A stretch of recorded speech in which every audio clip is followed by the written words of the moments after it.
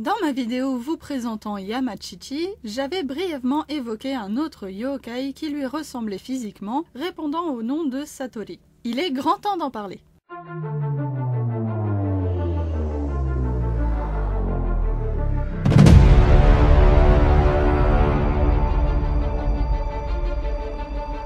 Satori n'est en réalité pas le nom d'un seul yokai précis, mais plutôt un mot voulant dire conscience ou illumination et qui désigne plusieurs êtres surnaturels vivant dans les montagnes des provinces de Hida et Mino, l'actuelle préfecture de Gifu, ou encore dans la forêt au pied du mont Fuji. Les Satori ont la capacité de lire dans les esprits des humains et devinent donc toutes nos pensées, conscientes ou non. On les rencontre généralement en se baladant sur les sentiers ou en restant simplement longtemps au même endroit au sein de leur territoire. Si on est malchanceux, un Satori pourrait donc se montrer. Leur apparence est un peu plus humanoïde que celle des Yamachichi, mais elle fait tout de même penser à un grand singe. Ils ne sont pas forcément belliqueux et n'attaquent pas physiquement les êtres humains, du moins pas tout de suite, les croyances divergent sur ce point. Par contre, ils se mettent à dire à voix haute toutes les moindres pensées de la personne face à eux, ce qui peut rapidement devenir gênant, vous en conviendrez. Les Satori peuvent ainsi s'amuser à torturer psychologiquement leurs victimes pendant un bon moment, et si rien ne vient les déranger, ils peuvent finir par se décider à la tuer pour la manger dans le cas où ils s'attaqueraient aux humains. Une bien triste fin quand on voulait simplement se balader sur un sympathique chemin de montagne.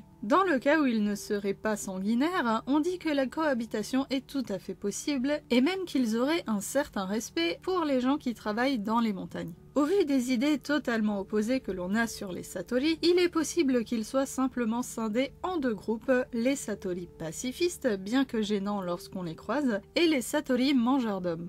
Fort heureusement, pour échapper à ces derniers, il y a une solution comptée sous la forme d'une petite histoire. Dans la forêt du mont Owada vivait un démon semblable au Satori et ayant donc la capacité de lire dans les pensées. Nommé Omoi, que l'on peut traduire par pensée, celui-là ne faisait sans aucun doute pas partie des pacifistes. Un beau jour, il voulut s'en prendre à un bûcheron qui s'était installé à proximité pour couper son bois. Omoi apparut près de lui, le faisant sursauter. Le pauvre homme eut beau tenter d'imaginer tous les moyens qu'il put pour s'en sortir, le démon le devançait en lisant dans ses pensées avant même qu'il puisse mettre ses plans à exécution. Au bout d'un moment, épuisé et résigné, le bûcheron se remit simplement à couper son bois, sous les moqueries du démon. Alors que celui-ci approchait pour faire de l'humain son repas, un morceau de bois sauta de la bûche sous les coups de la hache et alla se ficher dans l'œil du vil Omoi qui prit alors la fuite, effrayé de n'avoir pu prévoir cet incident complètement dû au hasard. Et le bûcheron miraculé se garda bien de revenir travailler dans ce coin-là. On constate donc qu'à force de pouvoir tout prévoir, les Satori en deviennent terrifiés par l'imprévisible. Si vous en croisez un, essayez donc de ne plus penser à rien. Si votre esprit est totalement vide, le yokai sera ennuyé et partira de lui-même. Ou à l'instar du bûcheron rescapé, laissez faire votre chance. Dans la culture populaire, j'ai trouvé deux représentations assez différentes de Satori, la première étant Nanami Ao de Yozakura Quartet, et la deuxième, Satori, on fait pas plus clair, de Nurari Hion no Mago. Si vous en connaissez d'autres, n'hésitez pas, les commentaires sont là pour ça. En attendant, prenez soin de vous et au plaisir de vous retrouver dans un autre coin de la chaîne.